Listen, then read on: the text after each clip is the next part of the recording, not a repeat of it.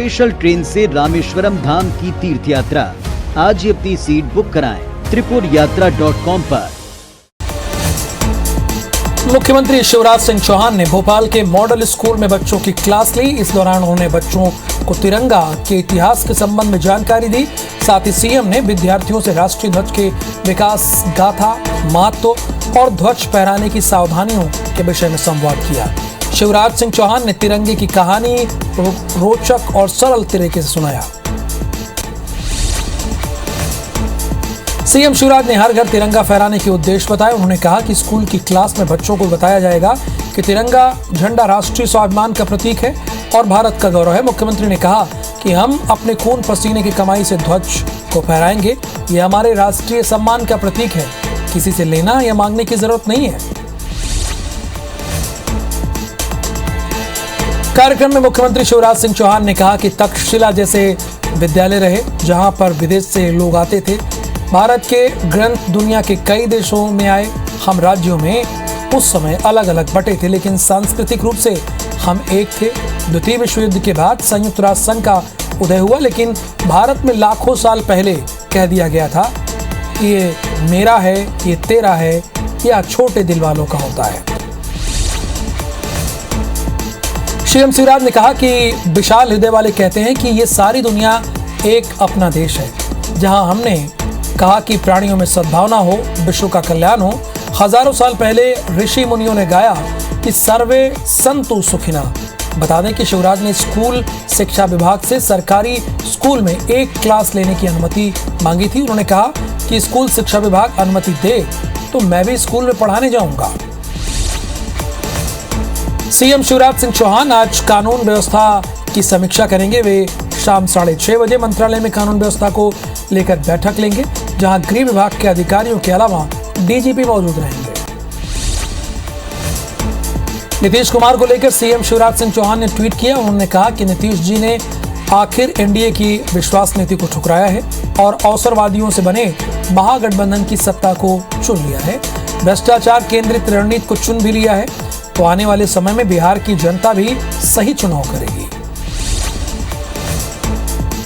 बिहार में एनडीए गठबंधन तोड़ने पर गृह मंत्री नरोत्तम मिश्रा ने नीतीश कुमार को घेरा है।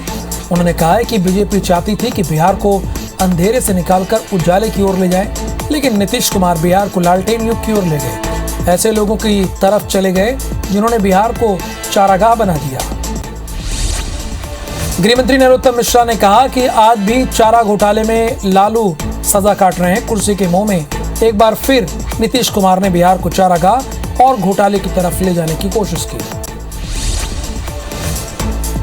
बीजेपी के मध्य प्रदेश और छत्तीसगढ़ के क्षेत्रीय संगठन महामंत्री अजय जामवाल भोपाल पहुंच रहे हैं। जामवाल बीजेपी में प्रदेश पदाधिकारी, सांसद, विधायकों से फीडबैक लेने वाले हैं। वे प्रमुख मसलों पर अलग से बातचीत भी कर सकते हैं। अजय जामवाल मध्य प्रदेश में बीजेपी के मिशन 2023 की तैयारियों की समीक्षा करेंगे। इस दौरान अजय जामवाल मध्य प्रदेश में बीजेपी के द्वारा किए जा रहे प्रयोगों की सफलता और असफलता को लेकर बात करेंगे। इसके अलावा त्रिदेव फॉर्मूला, साथ ही बूथों के डिजिटलाइजेशन के काम की भी समीक्षा करेंगे। कांग्रेस राहुल गांधी के नेतृत्व में भारत जोड़ो यात्रा 7 सितंबर से शुरू करेगी। 7 सितंबर से अपनी कश्मीर से कन्याकुमारी तक भारत जोड़ो यात्रा पदयात्रा के रूप में 12 राज्यों और 2 केंद्र शासित प्रदेशों से होकर निकलेगी। 3500 किलोमीटर की दूरी तय करते हुए पदयात्रा मध्य प्रदेश से भी गुजरेगी। कांग्रेस ने इसकी तैयारी तेज कर दी है। कांग्रेस विधायक पीसी शर्मा ने बताया कि खंडवा से राहुल गांधी की पदयात्रा मध्य प्रदेश में दाखिल होगी और मालवा के बड़े हिस्से को छूते हुए आगर से राजस्थान निकल जाएगी। हालांकि अब तक ये साफ नहीं हो पाया है कि राहुल गांधी मध्य प्रदेश में किस तारीख को दाखिल होंगे। कांग्रेस ने मध्य प्रदेश की आर्थिक स्थिति को लेकर राज्य सरकार पर निशाना साधा। दरअसल शासन पर इस वक्त 3.25 लाख करोड़ का कर्ज है, जिसको लेकर कांग्रेस विधायक पीसी शर्मा ने सरकार से प्रदेश की आर्थिक स्थिति पर श्वेत पत्र जारी करने की मांग की। पीसी शर्मा ने कहा कि पेट्रोल, डीजल और शराब पर टैक्स वसूल कर सरकार की आय लगातार बढ़ रही है, लेकिन फिर भी कर्जा लिया जा रहा है।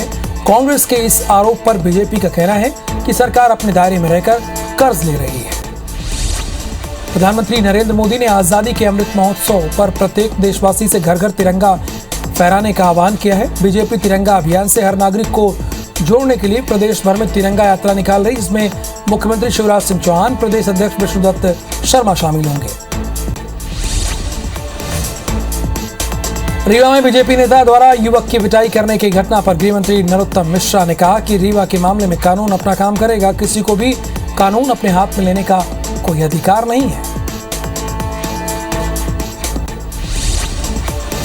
भोपाल में शिक्षक पात्रता परीक्षा गड़बड़ी मामले में गृह मंत्री नरोत्तम मिश्रा का बयान आ गया है। उन्होंने कहा कि शिक्षक पात्रता परीक्षा में पीईबी ने शिकायत की थी। 5 कैंडिडेट्स पर एफआईआर हुई है। सागर और ग्वालियर के कॉलेज में अब परीक्षा नहीं होगी। शिक्षक पात्रता परीक्षा की जांच एमपीआईटी से करवाई गई थी। भोपाल में बीजेपी के हर घर तिरंगा यात्रा में सीएम शिवराज सिंह चौहान और प्रदेश के अध्यक्ष वीडी शर्मा शामिल होंगे। आज शाम 4:30 बजे बीजेपी तिरंगा वाहन रैली निकालेगी। पॉलिटेक्निक कॉलेज के शौर्य स्मारक तक 5000 वाहनों की रैली निकाली जाएगी। जबलपुर नगर निगम सभापति और अपील समिति का चुनाव आज होने वाला है, जिसमें कांग्रेस और बीजेपी के पार्षद वोट करेंगे। साथ ही दोनों दलों के दिग्गज पार्टी का अध्यक्ष बनाने की कोशिश करेंगे। 26 पार्षदों वाली कांग्रेस को 8 निर्दलीय पार्षदों का समर्थन है, जबकि बीजेपी को 44 पार्षद के अलावा 1 निर्दलीय पार्षद साथ है। मध्य प्रदेश में 24 घंटे के अंदर कोरोना के 178 मरीज मिले हैं, जबकि 1 मरीज की मौत हो गई है। साथ ही 231 मरीज डिस्चार्ज भी हुए हैं, जिसके बाद एक्टिव मरीजों की कुल संख्या 1243 हो गई है। रक्षाबंधन के लिए राखी से बाजार सज गया है, यानी भर गया है। इस बार देसी राखियों की धूम है। इंदौर शहर में नजर आ रही रंग बिरंगी और आकर्षक राखियों से बाजार की शोभा बढ़ा दी गई है। कोरोना काल के 2 साल बाद इस बार लोगों में रक्षाबंधन को लेकर उत्साह है। इंदौर शहर के बाजारों की ढेरों वैरायटी उपलब्ध है।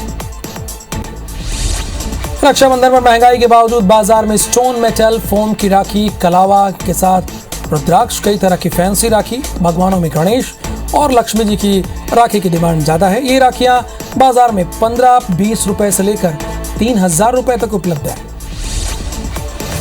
व्यापम की मार्च 2022 की हुई प्राथमिक शिक्षक पात्रता परीक्षा में गड़बड़ी की बात आखिरकार बोर्ड ने मान ली है। बोर्ड ने इस मामले में परिवहन मंत्री गोविंद सिंह राजपूत के सागर स्थित Gyanveer institute of management and science college को ब्लैक लिस्ट कर दिया है। पन्ना नगर पालिका से भाजपा की मीना पांडे, नवनिर्वाचित कांग्रेसियों को कुछ बीजेपी के पार्षदों ने हंगामा किया। वार्ड 12 से भाजपा की पार्षद कीर्ति त्रिवेदी ने पन्ना कलेक्टर पर लगाए पक्षपात के आरोप।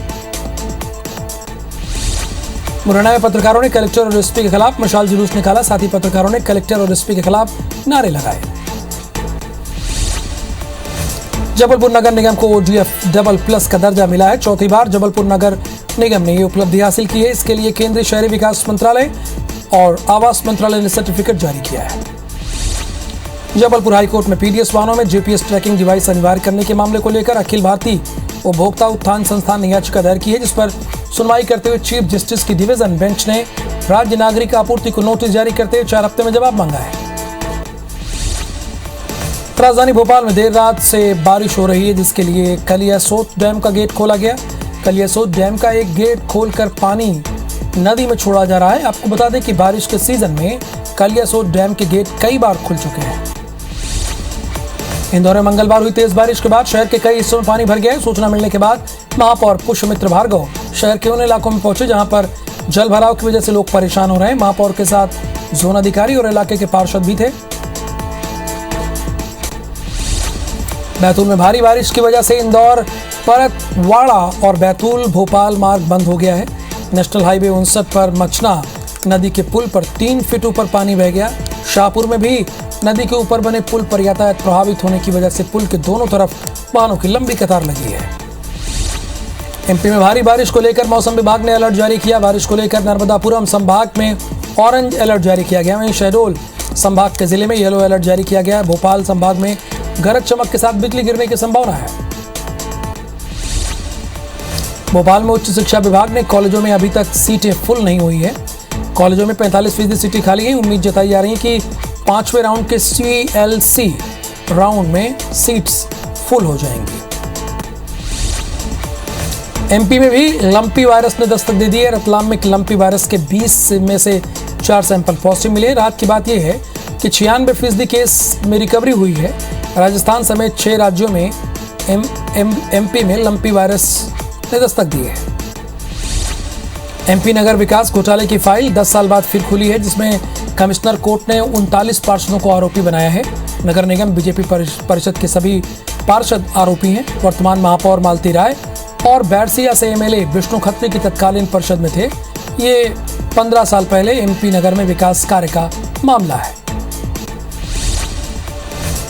इंदौर सबसे स्वच्छ शहर का रेलवे कोचिंग डिपो सफाई में पिछड़ गया है। सीएजी की रिपोर्ट में खुलासा हुआ है। बता दें कि देश भर के 109 स्टेशन की जांच की गई। इसकी रिपोर्ट संसद में पेश हुई। इसमें यह खुलासा हुआ है। एमपी परीक्षा लीक मामले में पीईबी परीक्षा नियंत्रक डॉक्टर डी.के. अग्रवाल ने एफआईआर दर्ज कराई। 5 परीक्षार्थियों के खिलाफ ये एफआईआर दर्ज हुई। इसमें 4 ग्वालियर के हैं और 1 सागर का आरोपी है।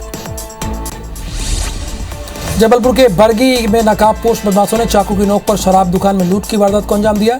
साथ ही मैनेजर पर हमला बोलकर कैश काउंटर से पैसे लेकर भाग गए।